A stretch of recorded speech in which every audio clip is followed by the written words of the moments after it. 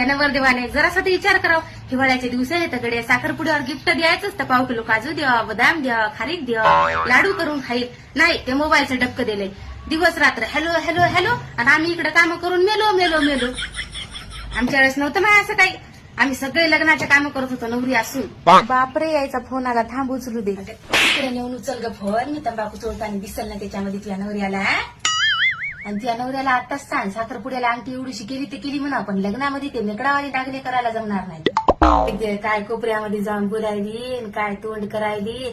सोयरी फताने त्या नवऱ्यानं रुपया कमी केला नाही. आणि आता बोलताना तर असं बोलायला जसं का लहानपणापासून पर्याय म्हणजे त्याचं. आणि नाही ग मला सांग, ती सासू तर लय अंगावर किलोभर सोनं घालते, मग सुनाला एवढे दागिने करायला तिला लाज वाटली नाही?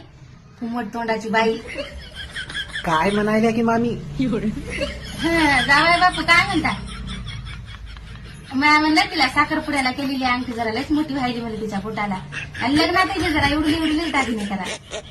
आवरणार नाही तर तिला. बरं बरं बरं ठेवा मग फोन, संध्याकाळी लावा मग तिला आरामानं. हो हो ठीक हो, आहे हो. ठीक आहे. आणि फोन चालू आहे म्हणून तुला सांगायला बोलता का ग? आई ते तुला जावं येत आता त्याला सगळं सांगावं लागते. बरं बरं सगळं सांगावं लागते का? मग सांग मग बाबा अर्धा घंटा झाला संडासमध्ये जाऊन बसले म्हणा आणि मग भावाचा कोंबड्याकडे घेऊन हिंडायला म्हणा गावानं सगळे.